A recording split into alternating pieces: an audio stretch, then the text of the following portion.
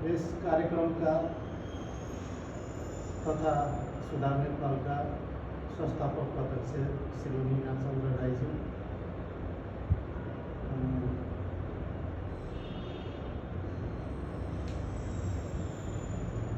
सल्लाहकार श्री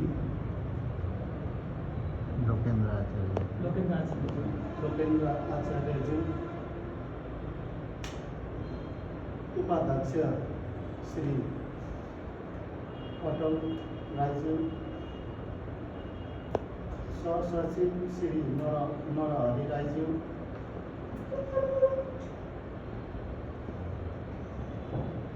उपस्थित यस संस्थाका सदस्यज्यूहरू,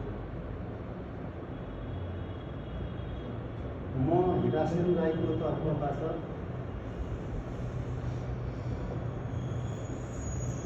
यो 5 दिने प्रशिक्षण तालिमको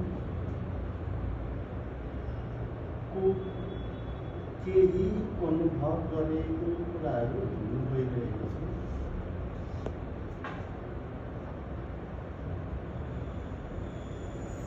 प्रशिक्षण यस्तो चिज हो जसले तपाईहरूलाई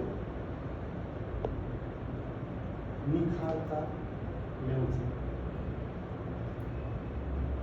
कुनै पनि व्यक्तिको शिक्षा हासिल गर्नु तपाईहरूलाई एकदमै जरुरी छ, ताकि भोलि गएर कुनै पनि कार्यक्रममा अगाडि आएर 2 शब्द बोल्नु सकौँ। जस्तो चाहिँ मलाई पनि एउटा महसुस भइरहेको छ। तब हामीले नै सिर्जित गरेको यो सुधार नेपाल संस्था हाम्रो मनदेखि नै हामीले चाहेर एउटा सिर्जित गरेको संस्था हो। त्यस संस्था मार्फत हाम्रो प्राध्यापक लोकेन्द्रज्यूले आफ्नो मनको भावना, चाहना र उहाँले दिनुभएको शिक्षाप्रति हामी सबै संस्थाको तर्फबाट उहाँलाई धन्यवाद दिन चाहन्छु। समय मिलेको खण्डमा हरेक अझै पनि यस्तै थुप्रै कार्यक्रमहरू गर्नु पाए, सिक्नु पाए तपाईँ अझै केही मात्रामा निखारिन्थ्यो कि भन्ने लाग्छ। शिक्षा अब हाम्रो जिन्दगी भनेको लर्निङ हो। म कुरो भएँ यति वर्ष पुग्यो, अब त के सिक्नु के पढ्नु भनिन्छ होइन, मर्दै दम त जिन्दगी भनेको नि।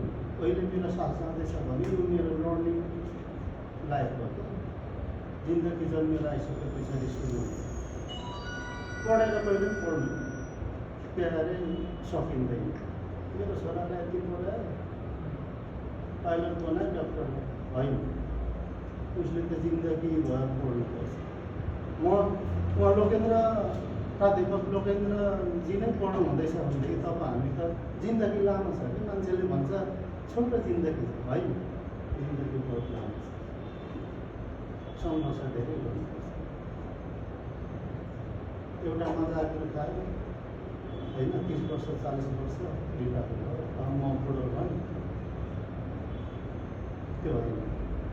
त्यसरी बसेर खानु थाल्यो भने तपाईँको जिन्दगी यति छोटो हुन्छ कि भोलि गएर यो शरीरमा चाहिँ कीटाणुको घरबार सुरु हुन्छ।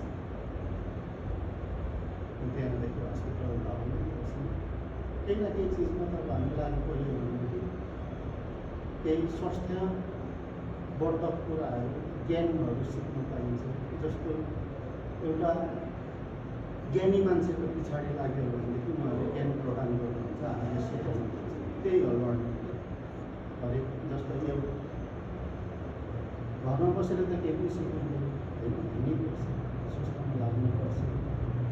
कसैको एउटा चराइरहेको घाउमा मलम पट्टि नै गर्नु सक्यो भने पनि त्यो दिन यति धेरै आत्मसन्तुष्ट मिल्छ कि आज चाहिँ मैले धरतीमा प्रलय नै गरेँ, त्यो खालको एउटा महसुस हुन्छ। त्यसले गर्दाखेरि हरेक कुराहरू र अहिलेसम्मको प्रशिक्षणमा हाम्रो लोकेन्द्रजीले दिनुभएको चाहिँ मलाई एकदम राम्रो लाग्छ। यति दुई शब्द भन्दै मेरो आजको यस कार्यक्रम अन्त्य गर्न चाहन्छु र यस स्टेजबाट म बिदा हुन चाहन्छु। धन्यवाद।